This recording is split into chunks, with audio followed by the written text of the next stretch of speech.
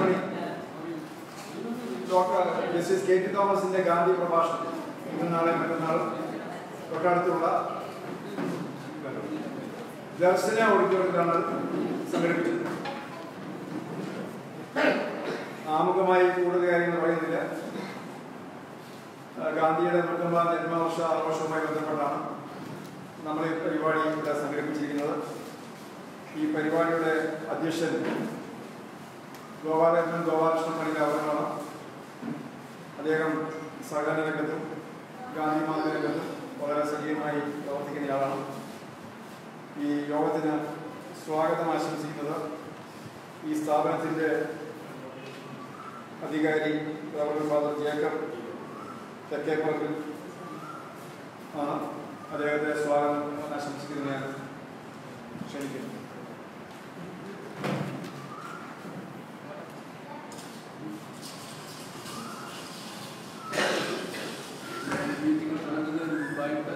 Sister ശാന്തി പ്രാർത്ഥന ഗാനം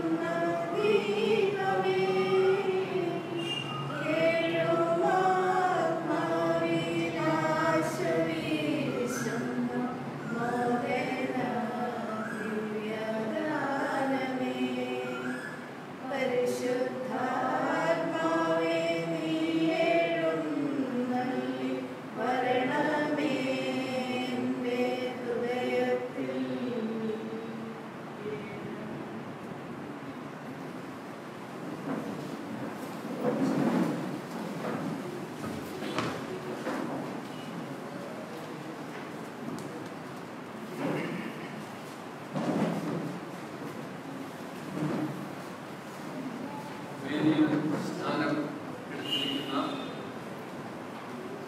എം.എൻ. Gopalakrishnan sir, നമ്മളുടെ പ്രധാനപ്പെട്ട ആശങ്കൻ ഡോക്ടർ ജേക്കബ് വടക്കഞ്ചേരി, അതുപോലെ തന്നെ വേദിയുടെ മുമ്പിലിരിക്കുന്ന സഹോദരങ്ങളെ സഹോദരിമാരെ, നിങ്ങൾക്കെല്ലാം സ്വാഗതം പറയുവാനാണ് എന്നെ ഇവിടെ ഇപ്പോൾ വിളിച്ചു വരുത്തിയിരിക്കുന്നത്. അധിക നേരം പറയുന്നത് ശരിയല്ല, കാരണം നമ്മളെല്ലാം ജേക്കബ് വടക്കഞ്ചേരിയുടെ ആരോഗ്യ പ്രഭാഷണങ്ങൾ കേൾക്കുവാനാണ് വന്നിരിക്കുന്നത്. എൻ്റെ കുറഞ്ഞ വാദങ്ങൾ കൊണ്ട് നമ്മളെ ദുഷിപ്പിക്കുന്നത് ശരിയായിരിക്കും. എങ്കിൽ തന്നെ ഇവിടെ നമ്മൾ സന്നിഹിതരായിരിക്കുന്നത് സീറി എന്ന് പറയുന്ന സ്ഥാപനമാണ്. അതുപോലെ തന്നെ saint Thomas Malankara catholic church ആയിരമൊക്കെ പ്രതിനിധീകരിച്ച് കുറേ ആളുകൾ പലർക്കും നോട്ടീസ് അയച്ചിട്ട് 1-2 പേരെങ്കിലും ഇവിടെ വന്നിട്ടുള്ള പ്രതിനിധികളായി. തോമാശ്ലീഹായെയും യേശു ക്രിസ്തുവിനെയും പറ്റി പറയുമ്പോൾ 2 പേരും അച്ഛന്മാരായിരുന്നു, 2 പേരും വിൽക്കപ്പെട്ടവരായിരുന്നു, 2 പേരും അവരുടെ ഹൃദയം തുറക്കപ്പെട്ടവരായിരുന്നു. അതുകൊണ്ട് അതുപോലെ തന്നെ ജേക്കബ് വടക്കഞ്ചേരിയും ഈ അടുത്ത നാളിന്റെ അനുഭവം വെച്ചുകൊണ്ട് യേശു ക്രിസ്തു അതുപോലെ തന്നെ വടക്കഞ്ചേരിയും 2 പേരും ജയിലിൽ അടയ്ക്കപ്പെട്ടവരാണ്. അപ്പം സത്യത്തിന് വേണ്ടി, സത്യം പറഞ്ഞതിന് വേണ്ടി, അപ്പം അങ്ങനെയുള്ള ആ കാര്യങ്ങളെ പറ്റിയൊക്കെ വളരെയധികം സജീവമായിട്ട് നമ്മളെ അറിയിക്കുവാൻ വടക്കഞ്ചേരിയിൽ എത്തിയിരിക്കുകയാണ്. കോട്ടയത്തധികം പരിപാടികൾ അദ്ദേഹം സന്നിഹിതനായിട്ടില്ല. ഇനിയും ഇങ്ങനെയുള്ള മീറ്റിങ്ങുകൾ ധാരാളം ഉണ്ടാകട്ടെ. ഏതായാലും ഇവിടെ വന്നിരിക്കുന്ന എല്ലാവരെയും ഞാൻ സ്വാഗതം ചെയ്യുകയാണ്. ആരോഗ്യ പ്രഭാഷണങ്ങൾ കേൾക്കുന്നതിനായി എല്ലാവരും വന്നിരിക്കുകയാണ്. പലരോടും പറഞ്ഞു രോഗവിവരങ്ങൾ, അതുപോലെ തന്നെ രോഗത്തിന് നിവാരണമായിട്ടുള്ള ഭക്ഷണരീതി, ഇതൊക്കെ കേൾക്കുവാനായിട്ടാണ് എല്ലാവരും വന്നിരിക്കുന്നത്. അപ്പോൾ വേദിയിലിരിക്കുന്ന വടക്കഞ്ചേരി ഡോക്ടർക്കും അതുപോലെ തന്നെ ഇവിടെ നമ്മുടെ മുമ്പിൽ സന്നിഹിതരായിരിക്കുന്ന ഓരോരുത്തർക്കും ഈ സ്ഥാപനത്തിൻ്റെ പേരിൽ, അതുപോലെ തന്നെ ഈ ഗാന്ധി സ്മാരക പ്രഭാഷകൻ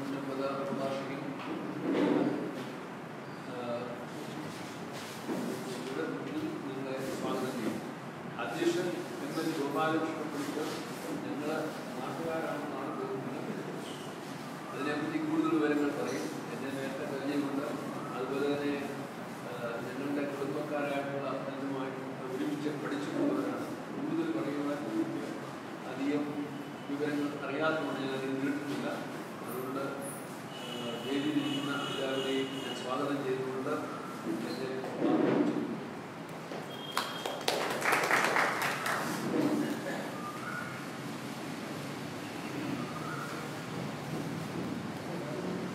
ബഹുമാനപ്പെട്ട ഡോക്ടർ ജേക്കബ് വടക്കഞ്ചേരി സ്വാഗതം ആശംസിച്ച പുത്തമ്പലകിലച്ചൻ, സഹോദയ മണ്ഡലത്തിൻ്റെ പ്രസിഡന്റും ഗാന്ധിജി കസ്തൂർബ 180 വാർഷിക ആഘോഷ സമിതിയുടെ സംസ്ഥാന ചെയർമാനുമായ പ്രൊഫസർ ജോസഫ് മാത്യു, ഈ പരിപാടിക്ക് നേതൃത്വം നൽകിക്കൊണ്ടിരിക്കുന്ന കൺവീനർ ഹിലാൽ, യോഗത്തിൽ പങ്കെടുക്കുന്ന ഗാന്ധിജിയുമായി ബന്ധമുള്ളവരും ബന്ധമില്ലാത്തവരും പരിചയപ്പെട്ടിട്ടുള്ളവരും അദ്ദേഹത്തെ പറ്റി പഠിച്ചിട്ടുള്ളവരും ആയിട്ടുള്ള മഹതി മഹാത്മാരെ, സഹോദരന്മാരെ, സഹോദരികളും, ഗാന്ധിജിയുടെ 180-ാം ഗാന്ധിയുടെയും കസ്തൂർബായുടെയും 180-ാം ജന്മവാർഷികം ഒരു വർഷം നീണ്ടു നിൽക്കുന്ന പരിപാടികളോടുകൂടി ഇന്ത്യയിലാകമാനം ആഘോഷിച്ചു വരികയാണ്. അതിൻ്റെ ഭാഗമായി കോട്ടയം ജില്ലയിൽ ഏതാനും പരിപാടികൾ ഡോക്ടർ സാറിൻ്റെ നേതൃത്വത്തിൽ നടക്കുകയുണ്ടായി. ഇവിടെയുള്ള കോട്ടയത്തുള്ള പല ഗാന്ധിയൻ സംഘടനകളും അതുപോലെയുള്ള സാംസ്കാരിക സമിതികളും ഒക്കെ ചേർന്നാണ് ഈ പരിപാടികൾ സംഘടിപ്പിച്ചു വരുന്നത്. അങ്ങനെ ഇതിനെപ്പറ്റി ആലോചിച്ച് വരുന്ന അവസരത്തിലാണ് ദർശന സാംസ്കാരിക കേന്ദ്രവും കേരള സർവോദയ മണ്ഡലവും നേച്ചർ ലൈഫ് ഇന്റർനാഷണൽ കൊച്ചി, ജനാരോഗ്യ പ്രസ്ഥാനം കൊച്ചി കൂടെ കൂടി നമുക്ക് 3 ദിവസം നീണ്ടിരിക്കുന്ന പത്മഭൂഷൺ സുപ്രീം കോടതി ജഡ്ജിയായിരുന്ന കെ.ടി. തോമസ് സാറിന്റെ ഒരു പ്രഭാഷണ പരമ്പര ഗാന്ധിജിയെ നടത്തുന്നതിന് ആലോചിക്കുകയുണ്ടായി. ആ ആലോചനകളുടെയൊക്കെ ഫലമായി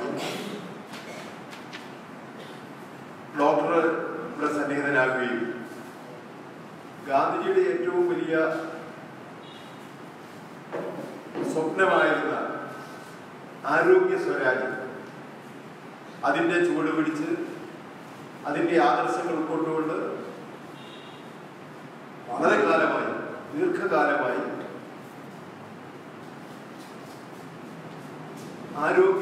ജനാരോഗ്യ പരിപാടികളുമായി കൊണ്ടുപോകുന്ന മരുന്നുകളെ കഴിയുന്നിടത്തോളം ഒഴിവാക്കിക്കൊണ്ട് പരിപൂർണമായി ഒഴിവാക്കണമെന്നാണ് അദ്ദേഹത്തിന്റെ ആഗ്രഹമെങ്കിലും പലരും അതിന് തയ്യാറാകുന്നില്ല എന്ന് നമുക്കറിയാം. എങ്കിൽ പോലും ഒരു പരിധിവരെയെങ്കിലും നമ്മുടെ പ്രകൃതിയുമായി ഇണങ്ങിച്ചേർന്നുകൊണ്ട് നമ്മുടെ ആരോഗ്യ സംരക്ഷണം നടത്തുന്നതിനെ പറ്റി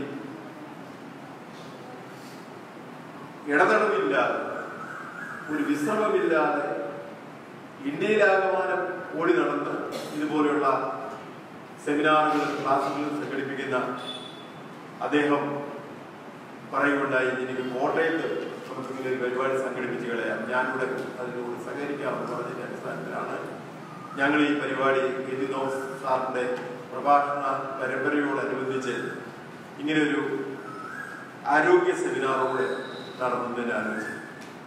ഞങ്ങൾ ആദ്യം ആലോചിച്ചത് ഈ പ്രഭാഷണ പരമ്പര നടക്കുന്ന ദർശന ഓഡിറ്റോറിയം തന്നെ ഈ പരിപാടി സംഘടിപ്പിക്കണമെന്നാണ്.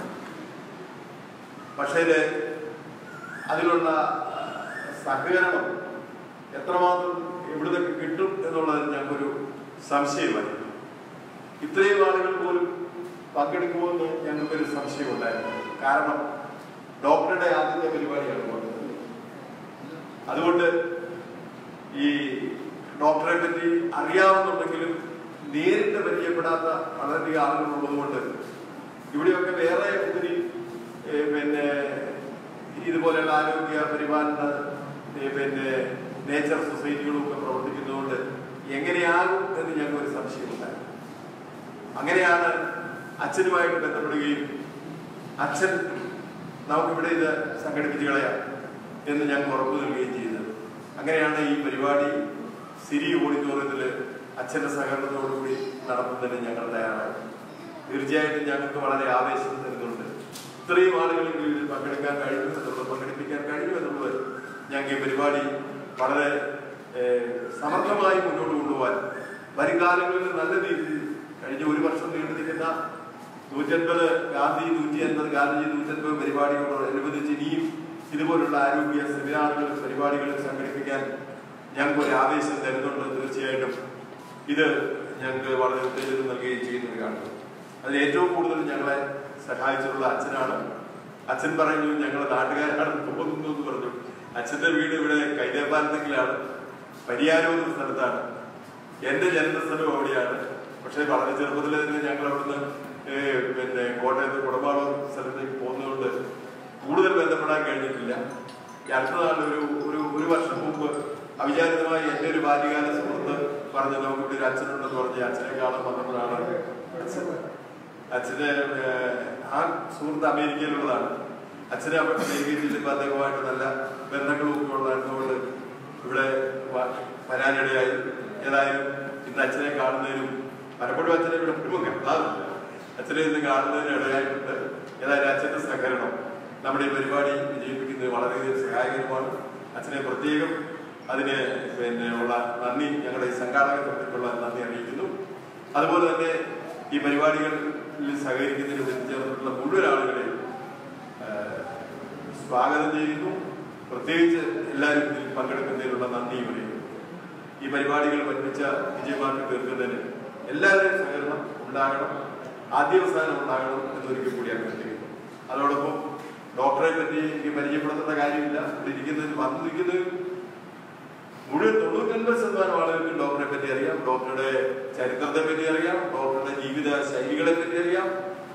ഡോക്ടർ സാധാരണ നമ്മുടെ ആളുകൾക്ക് വേണ്ടി, സാധാരണക്കാർക്ക് വേണ്ടി ചെയ്യുന്ന സേവനങ്ങളെ പറ്റി, അദ്ദേഹം ചെയ്യുന്ന സേവനത്തിനെ ഒരിക്കലും നമുക്ക് വിലമതിക്കാൻ പറ്റത്തില്ല, അതിനെ വിലയിടാനും വേണ്ടി പറ്റുന്നില്ല. അതേ രീതിയിലുള്ള പ്രവർത്തന ശൈലിയുമായി നിൽക്കുന്ന അദ്ദേഹം നമുക്ക് 3 ദിവസം ഇവിടെ വന്ന് ക്ലാസ് എടുക്കാമെന്ന് പറഞ്ഞിരിക്കുന്നത് തന്നെ ഇവിടെ കൂടിയിരിക്കുന്നവരുടെയും കോട്ടയം നിവാസികളുടെയും വലിയൊരു മഹാഭാഗ്യമായി ഞാൻ കരുതുന്നു. അദ്ദേഹത്തെയും യോഗത്തിലേക്ക് ഹാർദവമായി സ്വാഗതം ചെയ്യുന്നു. ഈ പരിപാടി ഒരുമിച്ച് വിജയമാക്കി തീർക്കുന്നതിന് ഒരിക്കൽ കൂടി ഇവിടെ വന്നിരിക്കുന്ന മുഴുവൻ ആൾക്കാരെയും സ്വാഗതം ചെയ്യുന്നു. അതോടൊപ്പം ജോസഫ് മാത്യു സാർ അറിയാൻ സർവോദയ മണ്ഡലത്തിന്റെ സംസ്ഥാന പ്രസിഡന്റാണ്. ഗാന്ധി സ്റ്റഡീസിന്റെ SP കോളേജിലെ ദീർഘകാലം HOD ആയിട്ട് വിരമിച്ചയാളാണ്. അദ്ദേഹത്തെയും ഈ യോഗത്തിലേക്ക് സ്വാഗതം ചെയ്തു. അതുപോലെ തന്നെ ഈ പരിപാടികൾ സംഘടിപ്പിക്കുന്നതിന് കൺവീനറായി പ്രവർത്തിക്കുന്ന നമ്മുടെ ഹിലാലിനെ ഞാൻ പ്രത്യേകം പരിചയപ്പെടുത്തേണ്ട കാര്യമില്ല. കോട്ടയം നിവാസികൾക്ക് എല്ലാം അറിയാവുന്ന ആളാണ്. പ്രകൃതി ഈ കൃഷിയുമായി രംഗത്ത് സജീവമായിട്ടുള്ള ഹിലാലിനെയും ഞാൻ ഈ യോഗത്തിലേക്ക് സ്വാഗതം ഒരിക്കൽ കൂടി ഇവിടെ പങ്കെടുക്കുന്ന എല്ലാവരെയും സ്വാഗതം ചെയ്തുകൊണ്ട് ഈ പരിപാടി പഠിപ്പിച്ച് വിജയമാക്കി തീർക്കാൻ നിങ്ങളുടെ എല്ലാ സഹകരണവും കൂടി അഭ്യർത്ഥിച്ചുകൊണ്ട് എൻ്റെ ചുരുങ്ങിയ വാർത്തകൾ അവസാനിപ്പിക്കും.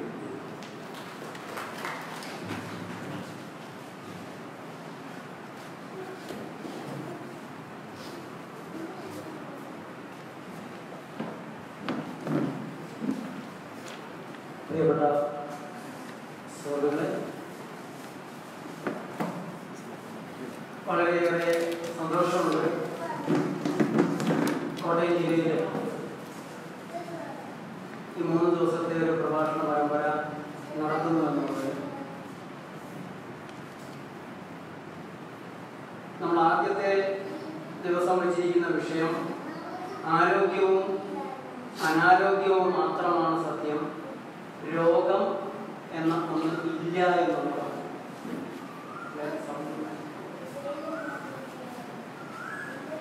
രണ്ടാമത്തെ ദിവസം നാളെ പ്രകൃതി ജീവനമാണ് യഥാർത്ഥ ആധുനിക വൈദ്യശാസ്ത്രം. മൂന്നാമത്തെ ദിവസം 30-ാം തീയതി ആരോഗ്യ സ്വരാജ്. രോഗം എന്നൊന്നില്ല എന്ന് പറയുമ്പോൾ അത് പലപ്പോഴും അംഗീകരിക്കാൻ സമ്മതിക്കാൻ എല്ലാവർക്കും പ്രയാസമായിരിക്കും. കാരണം നാം ഇവിടെ കാണുന്നത് മുഴുവൻ രോഗമാണ്. എവിടെയും രോഗങ്ങളെ കുറിച്ച് മാത്രമുള്ള സംസാരമാണ്. രോഗികളാണ് എല്ലാവരും. രോഗത്തെക്കുറിച്ചുള്ള പേടിയാണ് എല്ലാവർക്കും. ആരോഗ്യം എന്നുള്ളത് ഒരിടത്തും നമുക്ക് കാണാൻ പോലുമില്ല.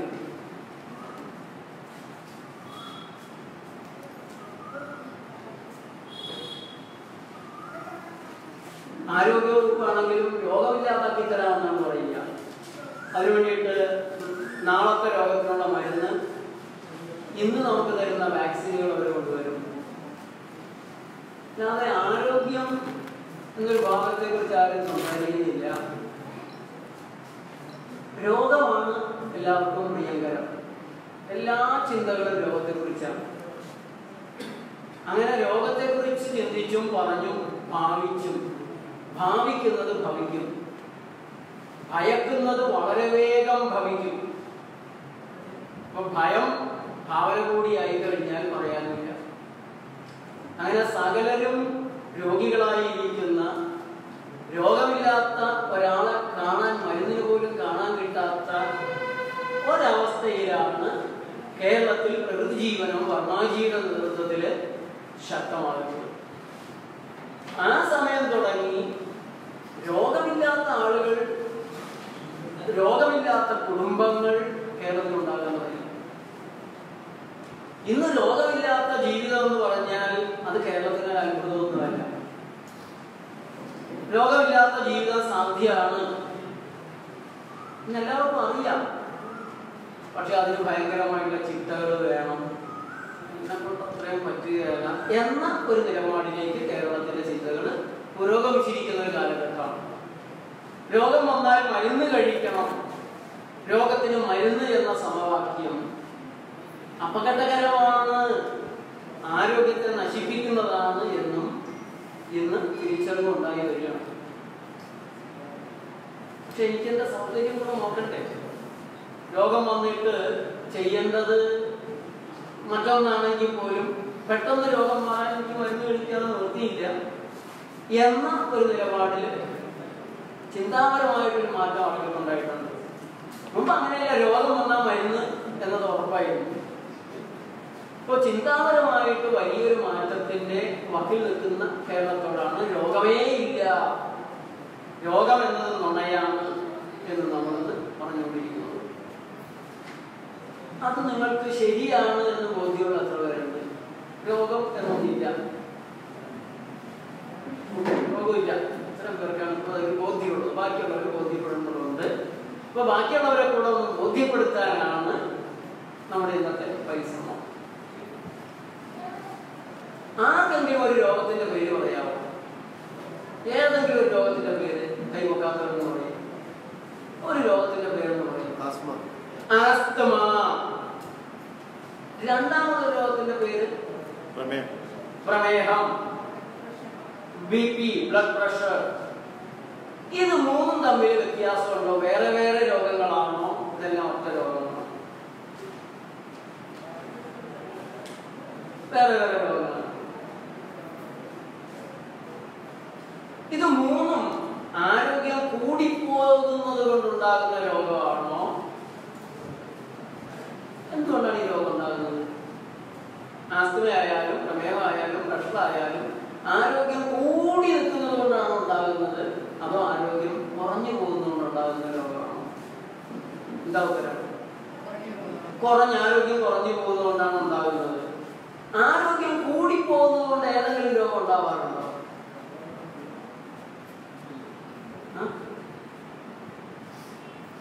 ഇല്ല. ഓട്ടോ ഇമ്മ്യൂൺ ഡിസീസ് എന്നൊക്കെ അവർ പറയാറുണ്ടെങ്കിലും സത്യത്തിൽ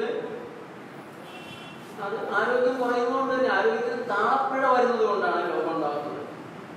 അപ്പൊ ആരോഗ്യം കുറഞ്ഞത് കൊണ്ടാണ് ഒരാൾക്ക് പ്രഷറിന്റെ നില പതറിപ്പോകുന്നത്, കൂടിയും കുറഞ്ഞു.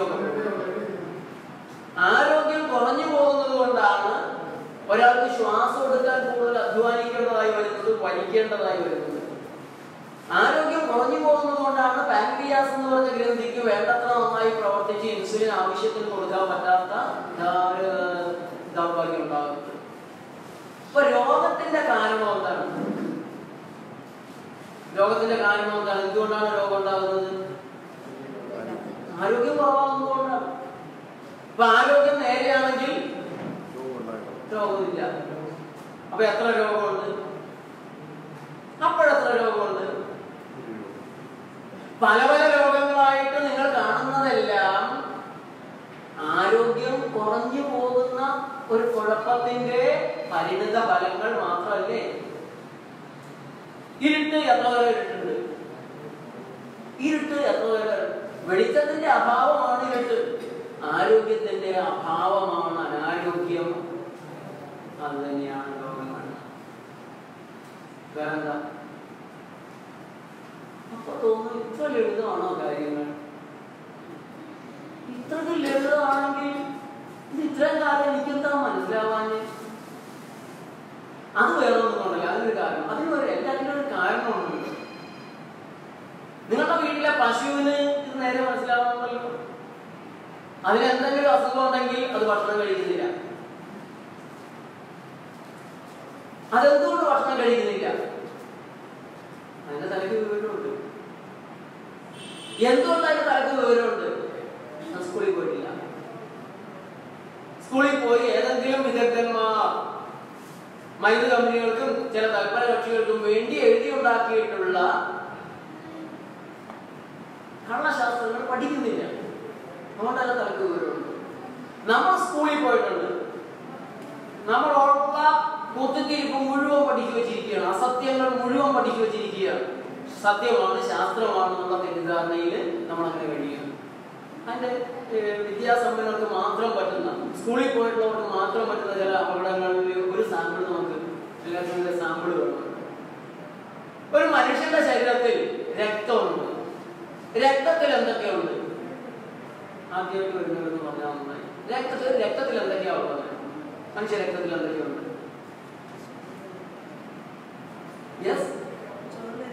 ചുവന്ന രക്താണുക്കൾ, റെഡ് ബ്ലഡ് സെൽസ് ഉണ്ട്. പിന്നെ വൈറ്റ് സെൽസ് ഉണ്ട്, പ്ലേറ്റ്ലെറ്റ്സ് ഉണ്ട്. പിന്നെ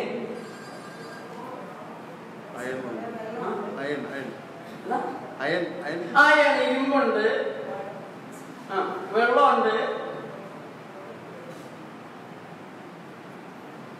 നിങ്ങൾ തിന്നുന്ന ചോറുണ്ടോ രക്തത്തില്? ഉണ്ടോ? ഇല്ല.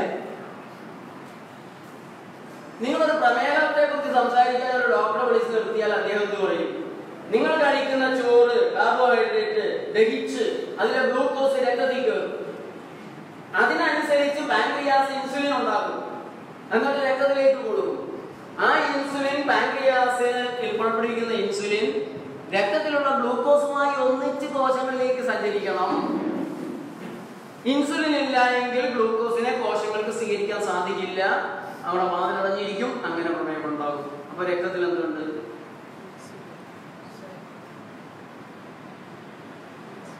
രക്തത്തിൽ തിന്ന ചോറിന്റെ അംശമുണ്ടോ? തിന്ന പയറിന്റെ പ്രോട്ടീനിന്റെ അംശങ്ങളുണ്ടോ? കൊഴുപ്പുണ്ടോ? എന്താ പറയാ? ആണ് സ്കൂളിൽ പോയിട്ടുണ്ട്. ഞാനും സ്കൂളിൽ തന്നെ ആയിരുന്ന ചിന്തയിൽ ആ കാലത്ത് ഞാനും ഇത് അറിഞ്ഞിരുന്നില്ല.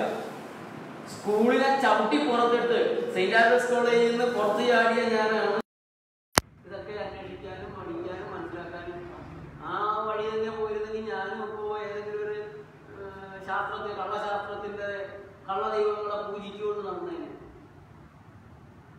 നിങ്ങൾ കഴിക്കുന്ന ആഹാരം രക്തത്തിലുണ്ടോ?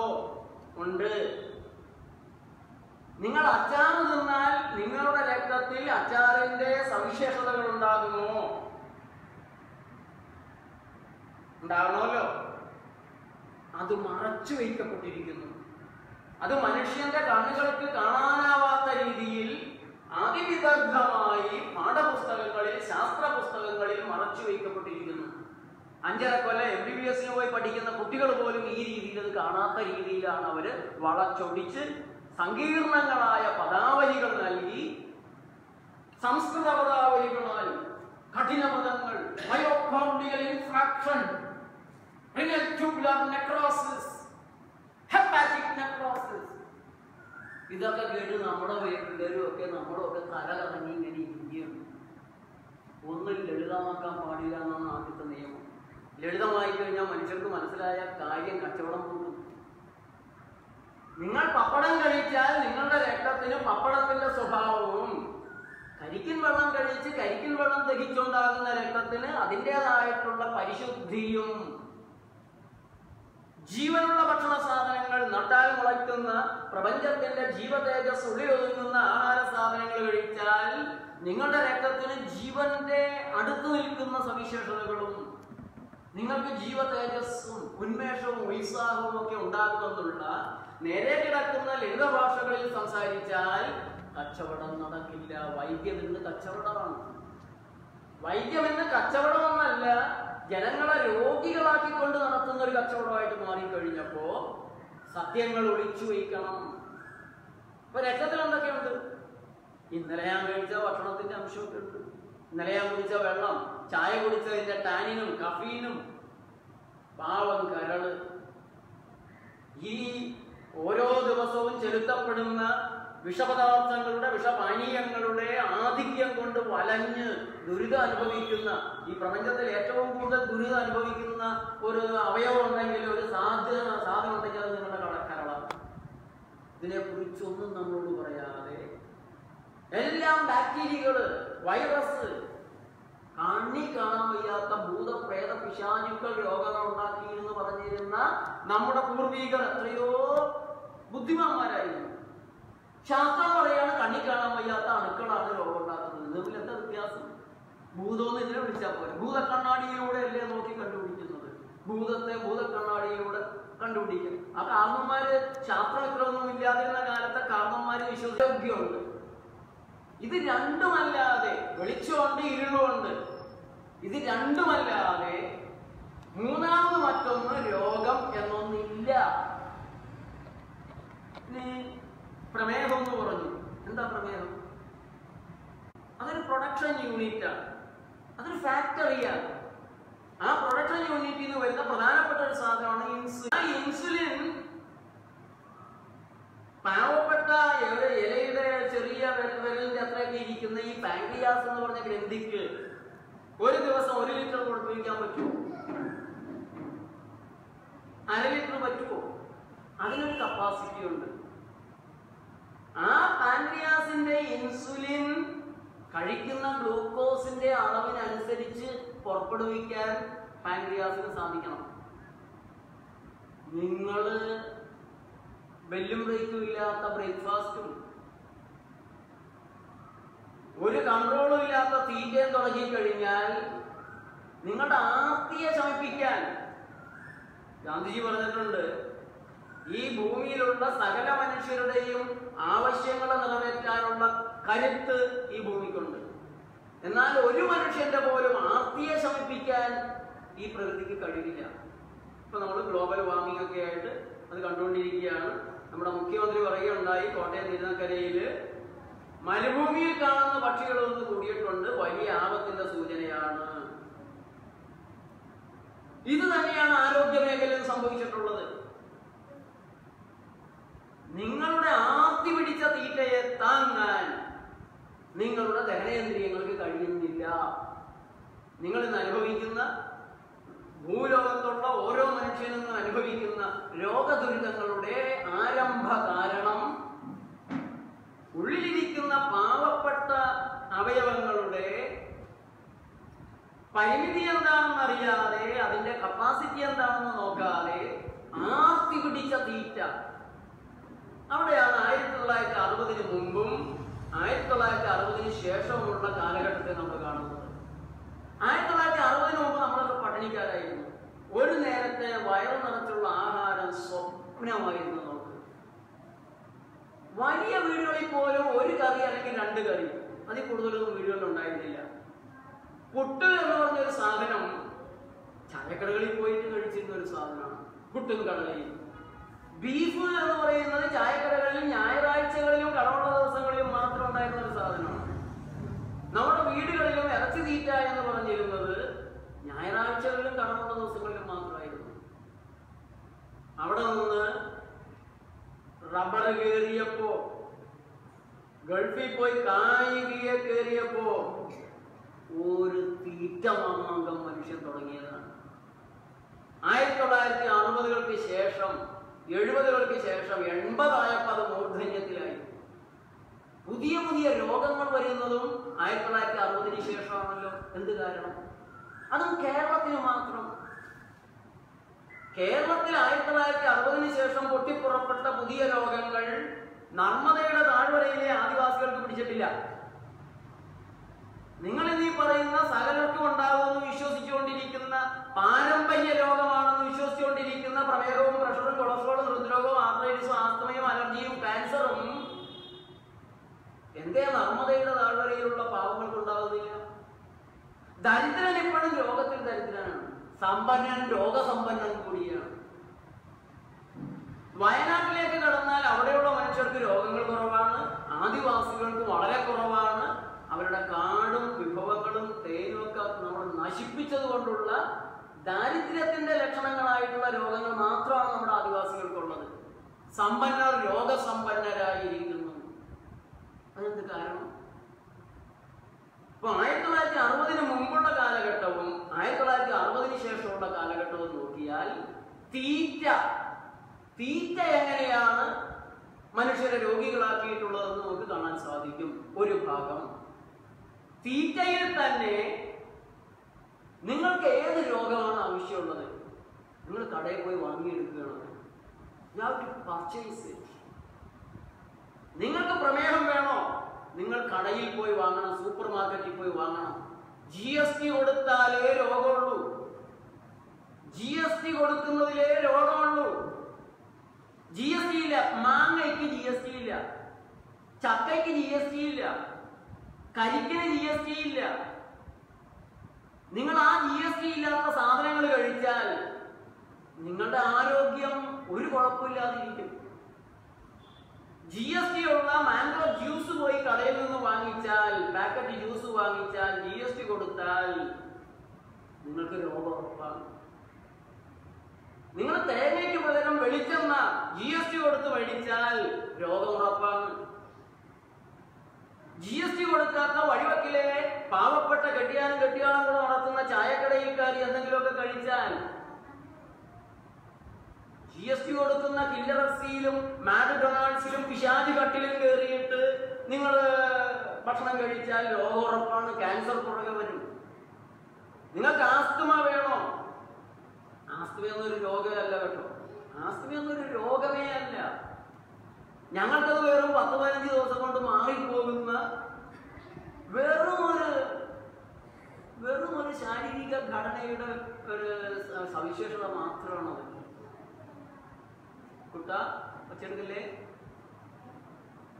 വെറും ഒരു 10-15 ദിവസം കൊണ്ട് മാറിപ്പോകുന്നതാണ്. 10, 20, 25 കൊല്ലം പഴക്കമുള്ള പലരുടെയും ഡോക്ടർമാരുടെ മക്കളെ ഡോക്ടറാക്കിയിട്ടുള്ളതാണ് പലരുടെയും ആസ്തമ.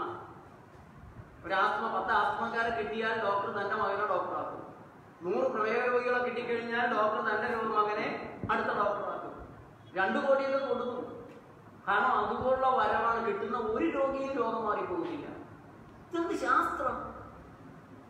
ഈ ശാസ്ത്രത്തിന്റെ പരീക്ഷണം മുഴുവനും ഓരോരോ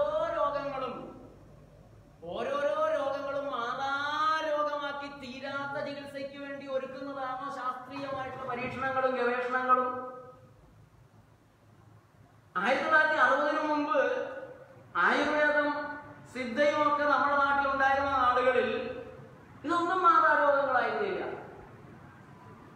എങ്ങനെയാണ് ശാസ്ത്രീയമായിട്ട് ഓരോ രോഗത്തെയും അവർ മാറാ രോഗങ്ങളാക്കി തീരാത്ത ചികിത്സകളാണ്. ആദ്യം പറഞ്ഞു പ്രമേഹം മാറാരോഗമാണ്. മാറാരോഗമാണെങ്കിൽ പിന്നെ എന്തിനാ ചികിത്സ? മാറാരോഗത്തിന് തീരാത്ത ചികിത്സ. പിന്നെ പറഞ്ഞു പ്രഷർ വന്നു കഴിഞ്ഞാൽ പ്രഷർ മാറാരോഗമൊന്നുമല്ല, മരുന്നാണ് മാറാത്ത സാധനം. അത് ജീവിതകാലം മുഴുവൻ കഴിക്കണം. വാക്കുകൾ ഉപയോഗിക്കുന്ന നോക്കണം. ഹാർട്ടാണെങ്കിലോ അത് സാറിന് ഈ മരുന്ന് മുടങ്ങാതെ കഴിച്ചുകൊണ്ടിരുന്നാൽ മതി. അത് കഴിച്ചുകൊണ്ടേയിരിക്കുമ്പോൾ നിങ്ങൾക്ക് ബ്ലോക്ക് കൂടും. അപ്പോൾ സ്റ്റെന്റ് ഇടണം, അത് കഴിഞ്ഞാൽ ബൈപ്പാസ് ചെയ്യണം, അത് കഴിഞ്ഞാൽ ഈ മരുന്നൊക്കെ തന്നെ കഴിച്ചുകൊണ്ടിരിക്കണം. വെടിയിൽ വെക്കണം, പിന്നെ ഒന്നും പറയണം. ആസ്തമയാണെങ്കിലോ അത് മാറാത്ത രോഗമൊന്നുമല്ല. അത് വരുമ്പോഴൊക്കെ ഈ ഇൻഹേലർ എടുത്ത് തോക്കെടുത്ത് വായിലേക്ക് വെടിവെച്ചുകൊണ്ടിരുന്നാൽ മതി.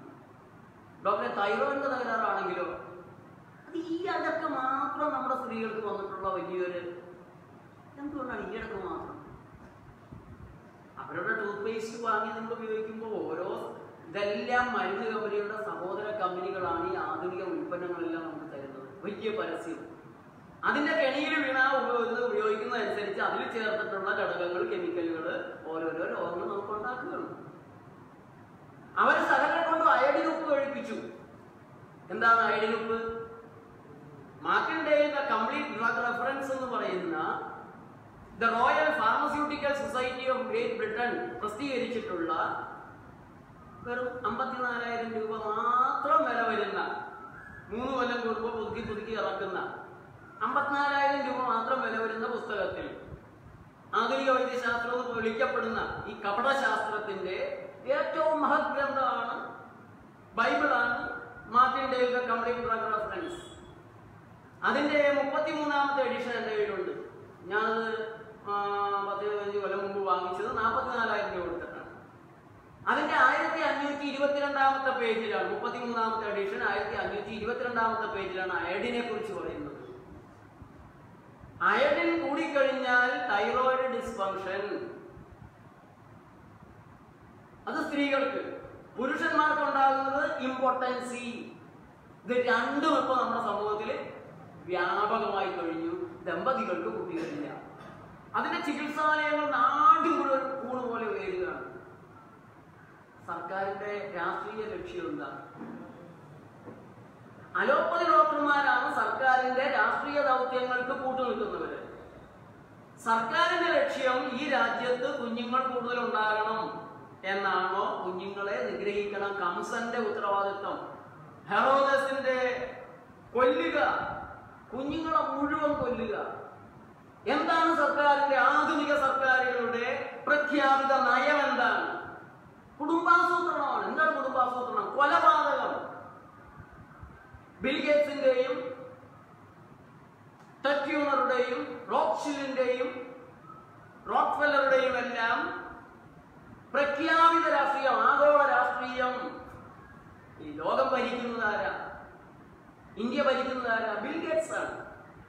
അമേരിക്ക ഭരിക്കുന്നതാരാണ്? ബിൽഗേറ്റ്സും റോക്ക്ഫീൽഡും റോക്ക്ഫെല്ലറുമാണ്. ട്രംപ് വരും പോകും, മോഡി വരും പോകും, പിണറായി വിജയൻ വരും പോകും. ബിൽഗേറ്റ്സിന് മാറ്റമില്ല. റോക്ക്ഫീൽഡിന് അധികാരം ഒഴിയേണ്ട അവസ്ഥ വരുന്നില്ല. കേരളത്തിന്റെ പല വികസന പരിപാടികളും നിശ്ചയിക്കുന്നത് യൂസഫ് അലിയാണ്. എല്ലാവർക്കും അറിയാവുന്ന ഒരു കാര്യമാണ്. അവർക്ക് മാറ്റമില്ല. ഭരണാധികാരികൾ വരും പോകും. ഓരോ തെരഞ്ഞെടുപ്പിനും കാശിറക്കുന്ന മദ്യമുതലാളിമാരാണ് ഇത്രയും കാലം നമ്മുടെ കേരളം ഭരിച്ചുകൊണ്ടിരുന്നത്. ഇപ്പോഴാണ് മാധ്യമമുതലാളിമാരിൽ നിന്നും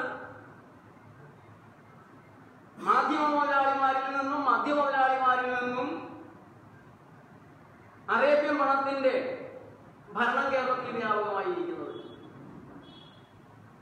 ഈ രാജ്യത്തിന്റെ പ്രധാനപ്പെട്ട നയം കുഞ്ഞുങ്ങളെ കൊല്ലുക എന്നുള്ളതാണ്. വയറ്റിലിട്ട് ജനിപ്പിക്കാതിരിക്കുക, ജനിക്കാൻ ശ്രമിക്കുന്നവരെ തടയുക, ഗർഭഛിദ്രം നടത്തിക്കുക. കഷ്ടകാലത്തിന് ജനിച്ചു പോകുന്ന കുഞ്ഞുങ്ങൾക്ക് വാക്സിൻ എന്ന് പറയുന്ന കാളകൂടം കൊടുത്ത് അവരെ എത്ര നേരത്തെ തന്നെ മാരക രോഗികളാക്കി കാലപരിക്കയക്കാമോ? അതാണ് ഈ രാജ്യത്ത് നടന്നുകൊണ്ടിരിക്കുന്നത്. കുടുംബാസൂത്രണം അമ്പെ പരാജയപ്പെട്ടു. സാരി കൊടുക്കാന്ന് പറഞ്ഞു, തുണി കൊടുക്കാന്ന് പറഞ്ഞു, ബക്കറ്റ് കൊടുത്തു, കാശ് കൊടുത്തു. എന്നിട്ടും കുറെ ദരിദ്രവാസികൾ ഒഴിച്ച് ആരും പോയില്ല. പിന്നെ 74 ലക്ഷം പേരെ സഞ്ജയ് ഗാന്ധി നിർബന്ധ വന്ധ്യകരണം നടത്തി ഇന്ത്യയിൽ. സഞ്ജയ് ഗാന്ധിയുടെ തലയിൽ തോന്നിയ വട്ടൊന്നുമല്ല അത്. സഞ്ജയ് ഗാന്ധിക്ക് ഉപദേശം കൊടുത്ത് അയാളെ കൊണ്ട് ചെയ്യിച്ച ആഗോള രാഷ്ട്രീയത്തെ നിങ്ങൾ കാണണം. ആ ആഗോള രാഷ്ട്രീയത്തെ നിങ്ങൾക്ക് കുറച്ചുകൂടെ കൃത്യമായിട്ട് അറിയണമെന്നുണ്ടെങ്കിൽ അമേരിക്കൻ ഗവൺമെന്റിന്റെ രഹസ്യ രേഖയായിരുന്ന നാഷണൽ സെക്യൂരിറ്റി മെമ്മോറാണ്ടം 200 എന്താണെന്ന് ഇപ്പൊ എടുത്ത് മൊബൈലിൽ നോക്കിക്കോ. നാഷണൽ സെക്യൂരിറ്റി മെമ്മോറാണ്ടം 200 ഇന്ത്യ തുടങ്ങി എത്യോപ്യ വരെയുള്ള 13 ലീസ്റ്റ് ഡെവലപ്ഡ് രാജ്യങ്ങളിൽ പെരുകുന്ന ജനസംഖ്യ അമേരിക്കയുടെ ഭാവി വികസനത്തിന് അപകടമാണ്. റോക്ക്ഫെല്ലർ ചെയർമാനായിട്ട് 1975 കൊടുത്ത റിപ്പോർട്ട് പ്രസിഡന്റ് ഫോർഡ് ഒപ്പുവെച്ച് 6 മാസം ഈ ജനസംഖ്യ കുറയ്ക്കാനുള്ള നടപടികൾ മുന്നോട്ട് പോയപ്പോൾ വത്തിക്കാൻ അറിഞ്ഞ് വത്തിക്കാൻ ഇടപെട്ട് ഇത് ഇമ്മോറലാണ്, അണെത്തിക്കലാണ്, തുടരാൻ പറ്റിയില്ല പിന്നെ. പക്ഷേ അമേരിക്കയുടെ സെക്യൂരിറ്റിക്കുള്ള തൊട്ടായതുകൊണ്ട് കിസിഞ്ചർ അത് പെന്റഗണിനെ ഏൽപ്പിച്ചു. അവിടെ തുടങ്ങി പുതിയ പുതിയ അണുക്കൾക്ക് വേണ്ടി മനുഷ്യരെ കൂട്ടമായി കൊന്നൊടുക്കുന്ന അണുക്കൾക്ക് വേണ്ടിയിട്ടുള്ള ഗവേഷണത്തിന് പെന്റഗൺ വലിയ സംഖ്യ മാറ്റിവെച്ചു. പക്ഷേ അണുക്കൾക്ക് രോഗം ഉണ്ടാക്കാൻ പറ്റില്ല. അണുക്കൾക്ക് രോഗം ഉണ്ടാക്കാൻ പറ്റില്ല, അസാധ്യമാണത്. അതുകൊണ്ട് ജൈവായുധ പദ്ധതികൾ പരാജയപ്പെട്ടു. അതല്ലെങ്കിൽ ഈ തീവ്രവാദികൾക്ക് ഇങ്ങനെ തോക്കുകൊടുത്ത് 10-15 പേരെ കൊന്നിട്ട് സ്വയം മരിക്കേണ്ട വല്ല കാര്യമുണ്ടോ? അല്ലെങ്കിൽ പോലീസിന്റെ വെടിയേറ്റ് മരിക്കേണ്ട ആവശ്യമുണ്ടോ? ഒരു ലാബിൽ നിന്ന് കുറെ അണുക്കളെ ഉണ്ടാക്കി അതിർത്തി കൊണ്ടുപോയി ഊതി വിട്ടാ പോരെ? ഒരു ഹെലികോപ്റ്റർ വാടകയ്ക്ക് എടുത്ത് ഊതി വിട്ടാ പോരെ? ഒരണുവും മനുഷ്യന് രോഗം ഉണ്ടാക്കില്ല. അണു രോഗം ഉണ്ടാക്കുന്ന ഡോക്ടർമാരും ആരോഗ്യ വകുപ്പുകാരൊക്കെ പറഞ്ഞ് പലതരത്തിലുള്ള നാടകങ്ങൾ ഈ നാട്ടിൽ നടക്കുന്നുണ്ട്. ഡെങ്കിപ്പനി, ഡോങ്കിപ്പനി, എലിപ്പനി, പക്ഷിപ്പനി, പന്നിപ്പനി, പിന്നെ എന്താണ് നിപ്പപ്പനിയോ? എന്നോട് നിപ്പ എന്ന് പറയരുതെന്നാണ് കോടതി പറഞ്ഞേക്കുന്നത്. നിപ്പ എന്ന് പറഞ്ഞ എന്നെ ജാമ്യവ്യവസ്ഥ ലംഘിച്ചതിന് വീണ്ടും പിടിച്ച് ജയിലിടും. അതുകൊണ്ട് ഞാൻ നിപ്പ എന്ന് ഒരു കാരണവശാലും നിങ്ങളോട് പറയുകയല്ല. നിപ്പ വവ്വാലല്ല ഉണ്ടാക്കുന്നതെന്ന് ഞാൻ പറയുകയല്ല. കോടതി പറഞ്ഞിരിക്കുന്നതാണ്, ജാമ്യാവസ്ഥയിലുള്ളതാണ്. ഇതെന്ത് കോടതി? ഇതെന്തൊരു ആരോഗ്യ വകുപ്പ്? ഇതെന്തൊരു ഡോക്ടർമാര്? ഇപ്പൊ പോയത് പോലും ആളുകൾ ആശുപത്രിയിൽ ഓടിപ്പോയത് കൊണ്ടാണ്. കോഴിക്കോട്ടെ റോഡും വിജനമായി ആശുപത്രിയിൽ കാവലെടുത്ത് വെച്ച് ഓടി 5000 പേര് കിടന്ന മെഡിക്കൽ കോളേജിൽ 350 പേര്, ഓടാൻ പറ്റാത്തവർ മാത്രം അവിടെ അവശേഷിച്ചപ്പോ സാധാരണ രീതിയിൽ അവിടെ നടക്കുന്ന മരണവും പിന്നെ നടന്നില്ല. ഒരു ദിവസം കോഴിക്കോട് മെഡിക്കൽ കോളേജിൽ 5-10 മരണം നടക്കുന്നുണ്ട്. ആ മരണം പോലും നിപ്പയുടെ മരണവും നിന്നു, സാധാരണ നടന്ന മരണം. അല്ലെങ്കിൽ തന്നെ നോട്ട് നിരോധിച്ചപ്പോ ആംബുലൻസുകൾ ഓട്ടം മുഴുവൻ റോഡിൽ കുറഞ്ഞല്ലോ. ആദ്യത്തെ 10 ദിവസങ്ങളിൽ ആംബുലൻസേ ഓടിയില്ല. ഈ പെട്ടെന്ന് ചാവേണ്ട ആളൊക്കെ എന്ത് ചെയ്തു? നോട്ട് നിരോധനം, കാശ് വന്നിട്ട് ചാവാന്ന് കരുതി അവരവിടെ വീട്ടിൽ തന്നെ സ്വസ്ഥമായിട്ടിരുന്നോ? ആശുപത്രിയിൽ തന്നെ ഇപ്പൊ മരിച്ചാൽ ശരിയാവില്ല, ആംബുലൻസ് കിട്ടില്ലല്ലോ, അതുകൊണ്ട് എമർജൻസി ആയിട്ടിപ്പോ മരിക്കണ്ടെന്ന് അവിടെ തീരുമാനിച്ചു. പ്രളയം വന്നപ്പോ പ്രളയത്തിൽ 14 പേരെ നമ്മൾ വെള്ളമൊഴുക്കിയിട്ട് പോന്നു. രാത്രി ഒരറിയിപ്പ് പോലും ഇല്ലാണ്ട് വെള്ളമൊഴുക്കിയാണ് നമ്മുടെ കേരളത്തെ മുക്കിയത്. ഒരറിയിപ്പ് ഉണ്ടായില്ല ആളുകൾക്ക്. ആലുവപ്പുഴയുടെ തീരത്തൊക്കെ ഞങ്ങൾക്ക് എല്ലാ അറിയിപ്പ് ഉണ്ടായിരുന്നു. ബാക്കി പത്തനംതിട്ട ഭാഗത്ത്, റാന്നി ഭാഗത്തൊന്നും ഒരറിയിപ്പും കിട്ടിയിട്ടില്ല. ഒരിക്കലും മുങ്ങൂല എന്നൊക്കെ കരുതി അമേരിക്കൻ ജർമ്മൻ പണം കൊണ്ട് സ്വർഗം കെട്ടിപ്പൊക്കിയൊക്കെ മുങ്ങിപ്പോയി. ചിന്തയ്ക്കേറ്റ വലിയൊരു പ്രകടനമുണ്ട്. മലയാളിയുടെ അഹങ്കാരത്തിന്റെ കൂമ്പിലിട്ടാണ് തട്ടി കിട്ടിയത്. അപ്പൊ ഈ പ്രളയത്തില് വീടിന്റെ ടെറസിൽ കയറി ഇങ്ങനെ നിൽക്കുകയല്ലേ, മുങ്ങിക്കിടക്കുകയാണ് സകലത്. ചെങ്ങന്നൂരുകാർ എത്ര ദിവസം നിന്നു? 7 ദിവസം, ഒരാഴ്ച ചെങ്ങന്നൂരുകാര് പെരയുടെ മോളിൽ കയറി നിന്നപ്പോ ബിപിയുടെ മരുന്ന് മരിക്കണവരെ മുടക്കാൻ പാടില്ല. പ്രമേഹത്തിന്റെ മരുന്ന് നിർത്തിക്കഴിഞ്ഞാൽ പ്രമേഹം കൂടി ബോധം കെട്ട് ഹൈഗ്ലൈസീമിയ വരും. നല്ല മരുന്നുണ്ടായിരുന്നു. എല്ലാ മരുന്നുകളെയും മുങ്ങിപ്പോയി, ആശുപത്രി ഒഴുകിപ്പോയി. എന്നിട്ട് ടൺ കണക്കിന് ആളുകൾ മരിച്ചോ? മരുന്ന് മുടക്കിയാൽ അപ്പച്ചാകും, മരുന്ന് മുടക്കാനേ പാടില്ല എന്ന കൽപ്പനയുണ്ടായിരുന്ന അനേക ലക്ഷം ആളുകളാണ് ഈ വെള്ളത്തിൽ പെട്ടിട്ട് ഇങ്ങനെ നിന്നത്. 1, 2, 3 ആഴ്ച കഴിഞ്ഞാണ് അവർക്കെല്ലാം മരുന്നെന്ന് പറഞ്ഞ സാധനം കിട്ടുന്നത്. അതിനിടയ്ക്ക് പലരും മനസ്സിലാക്കി, അപ്പൊ ഈ വടക്കഞ്ചേരി പറഞ്ഞ ശരിയാണല്ലേ, ഈ മരുന്ന് നമുക്ക് കൂടുതൽ മരുന്ന് കഴിക്കാതിരുന്നപ്പോ എനിക്ക് നല്ല സുഖം ഉണ്ടായി കേട്ടോ. എന്നോട് പലരും പ്രളയത്തിൽ കുടുങ്ങിയ പലരും എന്നോട് പറഞ്ഞൊരു കാര്യമാണ്, ആ മരുന്ന് കഴിക്കാതിരുന്നപ്പോഴായിരുന്നു സുഖം.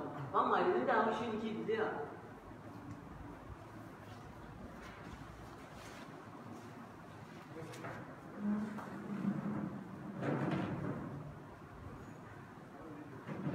ഇപ്പൊ മരുന്നല്ല ജീവൻ പിടിച്ചു നിർത്തുന്നതെന്നും മരുന്ന് കഴിച്ചാലാണ് അസ്വസ്ഥതകൾ കൂടുന്നതെന്നും കേരളത്തിലെ നല്ലൊരു വിഭാഗം ആളുകളും തിരിച്ചറിഞ്ഞത് പ്രളയത്തിന്റെ ദിവസങ്ങളിലാണ്.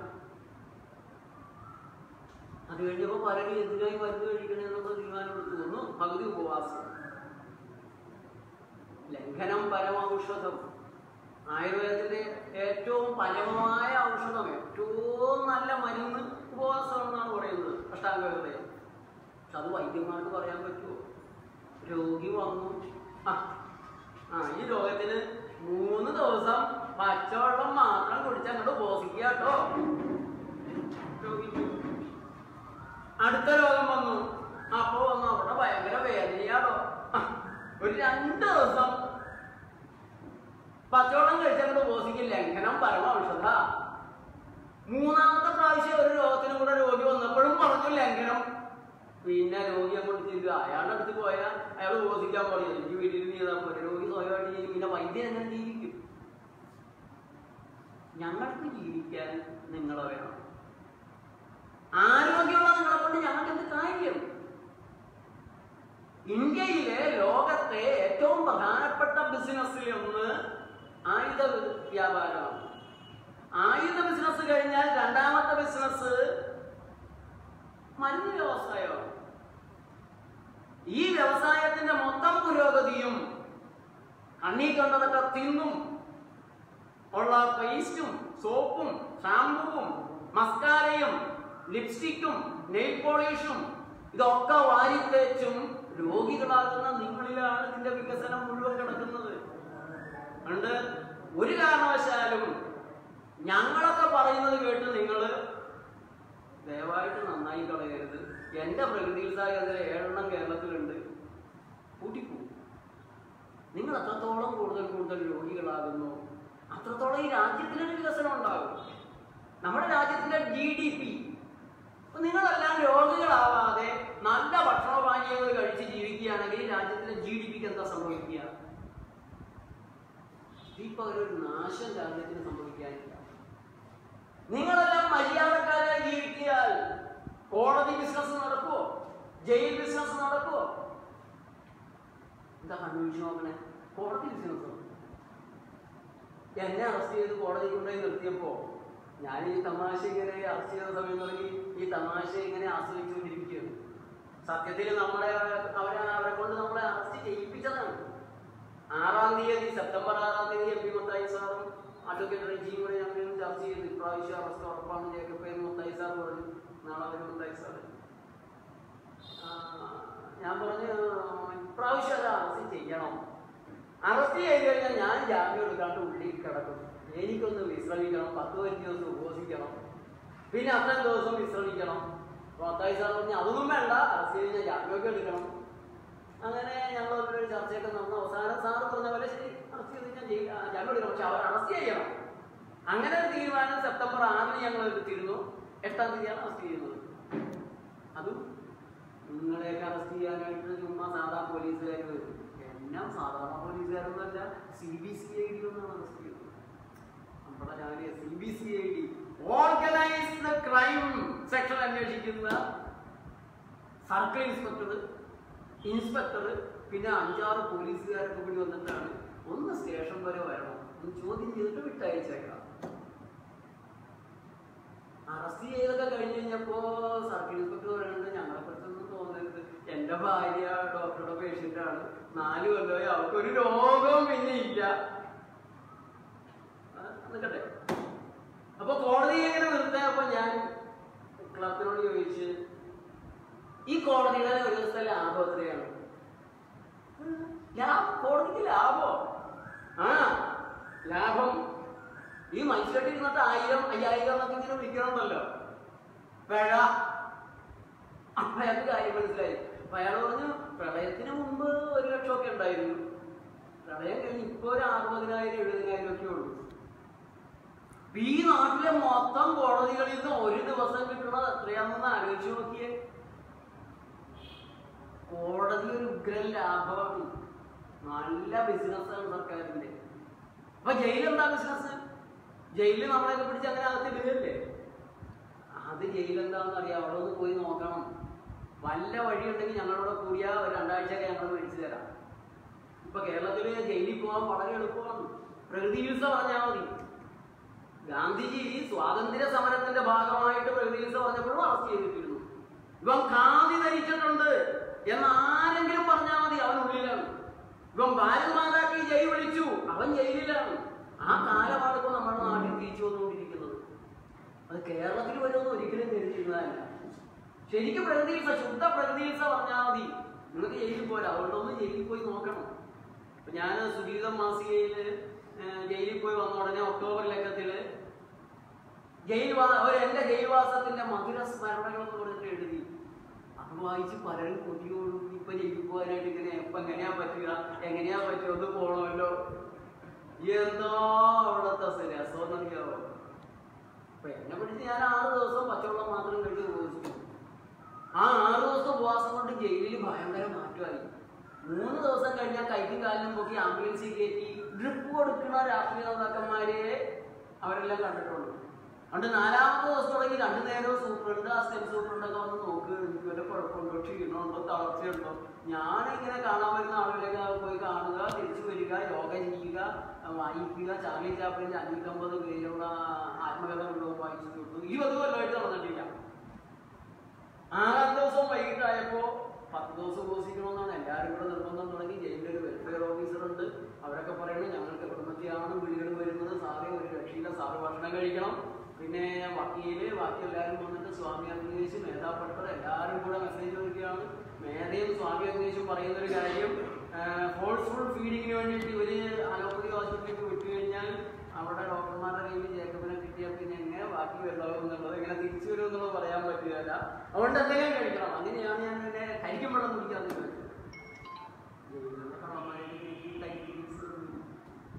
ജയിലിൽ കൈക്ക് കിട്ടിയിട്ടുള്ള ആദ്യത്തെ തടവുകാരൻ ഞാനാണെന്ന് തോന്നുന്നു. ഏതായാലും ജയിലേക്ക് അരി, കറി, പച്ചക്കറികള്, മീനൊക്കെ സപ്ലൈ ചെയ്യുന്നോ വഴി പെട്ടിമുണ്ടിക്കൊക്കെ കൊണ്ടുവന്നിട്ട് 300 തടവുകാരുണ്ട്. കിലോ കണക്കിന് മീനൊക്കെ ഇങ്ങനെ ഇറക്കുകയാണ്. മീനിന്റെ വില എങ്ങനെയായിരിക്കും ജയിലിൽ വരിക? ഈ ഭക്ഷണ സാധനങ്ങൾ കൊണ്ടുവരുന്ന കോൺട്രാക്ടർക്ക് ജയിലിൽ കുറച്ച് ആളുകൾ മതി എന്നാണോ, അത് കൂടുതൽ ആളുകൾ അത് ജയിലിൽ അറിയണമെന്നാണോ പ്രാർത്ഥന? നമ്മൾ കരുതുന്ന പോലെ എവിടെയും ആണ്. വാഹനങ്ങൾ റോട്ടിൽ തുരിതരായി ഇടിക്കണോ, ഇടിക്കാതെ ഓടണോ? മന്ദബുദ്ധികളായ നമ്മൾ ഇടിക്കാതെ ഓടണ ജോലിക്കാരെപ്പാന്നൊക്കെ പറഞ്ഞ് പ്രാർത്ഥിക്കും. പോലീസുകാരുടെ പ്രാർത്ഥന എന്താ?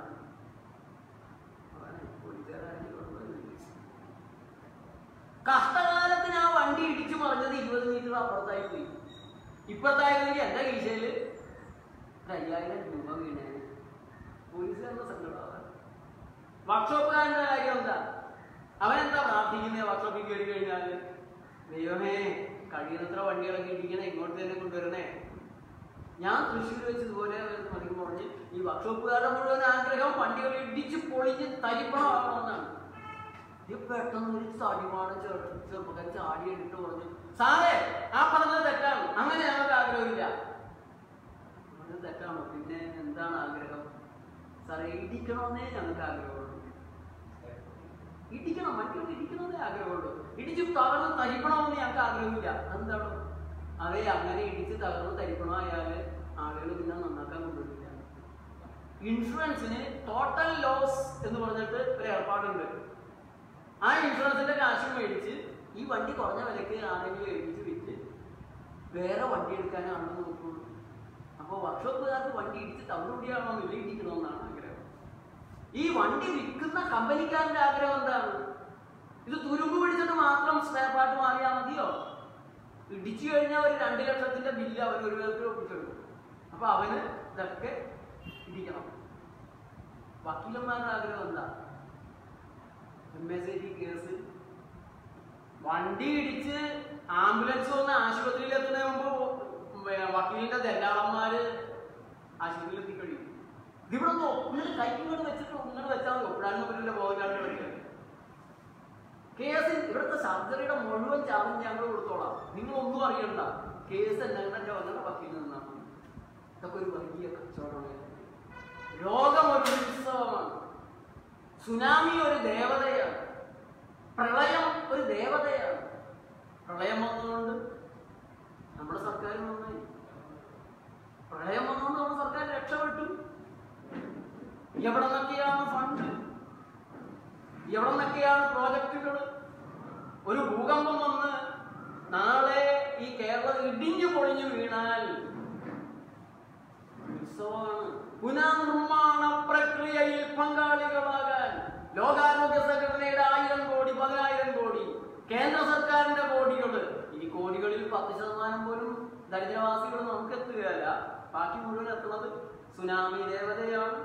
എത്രയോ സംഘടനകളാണ് കടപ്പുറത്തുള്ള ഈ കൊടി കുത്തിയത്. നമ്മുടെ ജന്മത്തിൽ പോലും കേൾക്കാത്ത സംഘടനകളാണ്. അടുത്ത സുനാമി എപ്പോഴാ വരുന്നതെന്നാണ് അവരിപ്പോ ആലോചിക്കുന്നത്. അതുകൊണ്ട് നിങ്ങൾ ആരോഗ്യത്തോടെ ജീവിക്കാൻ ഇവിടെ ആർക്കും താല്പര്യമില്ല. നിങ്ങൾ ആരോഗ്യത്തോടെ ജീവിച്ചാൽ ആർക്കും ലാഭം. നിങ്ങൾ എത്രത്തോളം രോഗികളാകുന്നോ അത്രത്തോളം ചില കാര്യങ്ങൾ ഞങ്ങൾക്ക് നിങ്ങളെ കൊണ്ടുണ്ട്. ഇത് രോഗം വൈദ്യന്റെ സൃഷ്ടിയാണ്. 1960 ശേഷം ഈ രാജ്യത്ത് കണ്ടുവരുന്ന രോഗങ്ങളെല്ലാം തന്നെ വൈദ്യ സൃഷ്ടികളാണ്. നിങ്ങൾ drugs and cosmetics act, magical remedies, prevention of magical remedies act 1948, 54 ആയിട്ടുള്ള ആക്ട് എടുത്ത് നോക്കണം. അതിൽ അക്കാലത്ത് ഉണ്ടായിരുന്ന രോഗങ്ങളിൽ പ്രധാനപ്പെട്ട 51 രോഗങ്ങൾ പറഞ്ഞിട്ട് ഈ രോഗങ്ങൾക്ക് മരുന്നുണ്ടെന്നോ ഈ രോഗികളെ മെച്ചപ്പെടുത്തി തരാമെന്നോ പറയാൻ പാടില്ല. പറഞ്ഞു കഴിഞ്ഞാൽ ഉള്ളിലാണ്. അത് തലമുടി കഷണ്ടി മാറ്റി തരാമെന്ന് പറയാൻ പാടില്ല. സ്തന വളർച്ച, ലിംഗ വളർച്ച, ബലം കൂടുതൽ, അങ്ങനെയൊന്നും പറയാൻ പാടില്ല. പനി മാറ്റി തരാമെന്ന് പോലും പറയാൻ പാടില്ല. പ്രമേഹം മാറ്റി തരാമെന്ന് പറയാൻ പാടില്ല. പ്രഷർ മാറ്റി തരാമെന്ന് പറയാൻ പാടില്ല. മരുന്നുണ്ടെന്ന് പറയാൻ പാടില്ല. ചികിത്സ ഉണ്ടെന്ന് പറയാം. അത് വായിച്ചു കഴിയുമ്പോ എന്നോട് ഒരാൾ ചോദിച്ചു, പിന്നെ എന്താ ഇവര് ഈ ആശുപത്രി ചെയ്യുന്നത്? ഇതെന്തിനാ തുറന്നു വെച്ചോണ്ടിരിക്കുന്നത്? ഇന്ന് ഈ നാട്ടിൽ കാണപ്പെടുന്ന നിരവധി രോഗങ്ങൾ അനസ്റ്റി കയറിയിട്ടില്ല. കാരണം അങ്ങനെയുള്ള രോഗമൊന്നും ഈ നിയമം ഉണ്ടാക്കുന്ന സമയത്ത് നമ്മുടെ നാട്ടിൽ ഇല്ല. പിന്നെ ഈ രോഗങ്ങൾ എങ്ങനെ വന്നു? അതൊക്കെ ഇങ്ങനെ ആൾക്കാർ കൊണ്ടുവന്നതാ. നമ്മൾ കുട്ടികളോട് ചിലപ്പോൾ അമ്മ അച്ഛനോട് പറയും, നിന്നെ ചെമ്മിത്തര കൊടുത്ത് മേടിച്ചതാണ്, അല്ലെങ്കിൽ വഴിയെ പോയ പാത്രക്കച്ചവടക്കാരുടെ അടുത്തുനിന്ന് വാങ്ങിച്ചതാ. അങ്ങനെ വല്ല വാങ്ങിച്ചതാണ് ഈ രോഗങ്ങൾ. 1960 വരെ ഇല്ലാതിരുന്ന രോഗങ്ങൾ എലിപ്പനിയായും പുലിപ്പനിയായും കോഴിപ്പനിയായും പക്ഷിപ്പനിയായും ഡെങ്കിപ്പനിയും ഡോങ്കിപ്പനിയൊക്കെ ആയിട്ട് അങ്ങനെ ഈ നാട്ടിൽ അവതരിച്ച്. കോട്ടയം മെഡിക്കൽ കോളേജ് ആയിരുന്നു കേരളത്തിലെ ആസൂത്രിതമായ കള്ളരോഗങ്ങളുടെ ആദ്യത്തെ കേന്ദ്രം. 2000 ആണ്ടില് കോട്ടയം മെഡിക്കൽ കോളേജിൽ നിന്ന് എലിപ്പനി പ്രവാഹം ഉണ്ടായി. കോട്ടയത്തെ എലികള് ഒരുമ്പട്ടങ്ങൾ ഇറങ്ങി മനുഷ്യനെ രോഗികളാക്കാൻ. ബാക്കിയുള്ള പ്രദേശങ്ങളൊന്നും ആ സമയത്ത് എലികൾ ഇങ്ങനെ ഒരു രോഗത്തിന് തീരുമാനമെടുത്തില്ല. കോട്ടയത്തെ എലികൾ മുതിയോളം കൂടിയിട്ടെടുത്ത തീരുമാനമെന്നാണ് തോന്നുന്നത്. ഇപ്പോ ഞാൻ 25 രോഗികൾ കോട്ടയം മെഡിക്കൽ കോളേജിൽ എലിപ്പനി ചികിത്സയിലാണ്. 11 പേർ മരിച്ചു, 25 പേര് ചികിത്സയിലുണ്ട്. ആകെ കേരളം പേടിച്ചിരിക്കുകയാണ് എലിപ്പനി. കോട്ടയം പള്ളിക്കൂടം സ്കൂളിൽ എനിക്ക് ക്ലാസ് ഉണ്ടായിരുന്നു. ഞാനിത് പറഞ്ഞു കഴിഞ്ഞപ്പോൾ മിസസ് റോയ് ജോസഫ് ആന്റണി എന്ന് പറഞ്ഞൊരു സാറിനെ വിളിച്ചിട്ട് പറഞ്ഞു, ജേക്കബ് പറഞ്ഞ കേട്ടോ, എലിപ്പനി എന്ന് പറഞ്ഞൊരു സാധനം ഇല്ല, ഇത് പാരാസെറ്റമോൾ ഉണ്ടാക്കുന്നതാണെന്നാണ് ജേക്കബ് പറയുന്നത്. ജോസഫ് ആന്റണി ആണെങ്കിൽ പിള്ളേരൊക്കെ കൊണ്ട് എലികൾക്കെതിരെ നാടകം, തെരുവ് നാടകമൊക്കെ ഉണ്ടാക്കി പോകാനുള്ള ഒരുക്കത്തിലാണ്. അപ്പൊ വേഗം ഞാൻ ജോസഫ് ആന്റണിയോട് സംസാരിക്കാൻ പറഞ്ഞു. സംസാരിക്കാൻ പറഞ്ഞു ജോസഫ് ആന്റണിക്ക് ഇത് പറഞ്ഞൊരു വിശ്വാസമാവണില്ല. പാരാസെറ്റമോളാണ് ഈ കൊലപാതകത്തിന്റെ കാരണം എന്ന് പറഞ്ഞിട്ട് അംഗീകരിക്കാൻ പറ്റുന്നില്ല. അയാൾ വലിയ ശാസ്ത്രവിശ്വാസിയാണ്. ഞാൻ പറഞ്ഞു ഞാൻ തെളിയിക്കാൻ ജോസഫ് എന്നോട് പോരാൻ പറഞ്ഞു. ജോസഫ് ആന്റണി ഞാനിവിടെ മെഡിക്കൽ കോളേജിലേക്ക് പോയി. അവിടെ പോയിട്ട് എലിപ്പനി വാർഡ് 24ാമത്തെ 26ാമത്തെ വാർഡാണ് എലിപ്പനി വാർഡ്. ആ എലിപ്പനി വാടി ചെന്നിട്ട് നേഴ്സുമാരോട് പറഞ്ഞ് ഞങ്ങൾക്ക് ഇങ്ങനെ എലിപ്പനി പേഷ്യൻസിനൊക്കെ ഒന്ന് കാണാൻ ഞാൻ പത്രക്കാരാണ്, ഞാൻ സുജീവിത മാസികയുടെ പത്രാധിപരാണല്ലോ. അപ്പോൾ സിസ്റ്റർമാർ പറഞ്ഞു ഇവിടെ 11 പേര് മരിച്ചു, 25 പേര് ചികിത്സയിലുണ്ട്, ഞങ്ങൾക്കൊന്ന് കാണണം. അവർ ഞെട്ടി. അതെന്തിനാ കാണുന്നത്? ഞാൻ പറഞ്ഞു അവരെ കണ്ടിട്ട് ഇന്റർവ്യൂ ഒക്കെ നടത്തി. അല്ല ഞങ്ങൾ പറഞ്ഞല്ലോ നിങ്ങൾക്ക് അങ്ങനെ എഴുതിയാൽ പോരെ. ഞങ്ങൾ സാധാരണ പത്രക്കാർക്ക്, ഞങ്ങൾ മാസികക്കാരാണ്, ഞങ്ങൾക്ക് രോഗികളായിട്ട് കണ്ടിട്ട് അവരുടെ കാര്യങ്ങളൊക്കെ ചോദിക്കണം. എന്നാൽ വെയിറ്റ് ചെയ്യട്ടോ എന്ന് പറഞ്ഞു. 1/2 മണിക്കൂർ 30 മണിക്കൂർ ഞങ്ങളവിടെ നിന്നിട്ടും സിസ്റ്റർമാർ ഞങ്ങളെ കണ്ട ഭാഗമില്ല, ആ ഭാഗത്തേക്കാരും പറ്റൂല്ല. പിന്നെ ഞങ്ങൾ ഇടിച്ചു കയറി ചോദിച്ചു പറഞ്ഞു അത് ഡോക്ടർ ലീവിലാണ്, അതുകൊണ്ട് അനുവാദം ഇല്ലാണ്ട് കാണാൻ പറ്റില്ല. ഡോക്ടർ ലീവിലാണെങ്കിൽ പിന്നെ ആരും അനുവദിക്കണ്ടേ?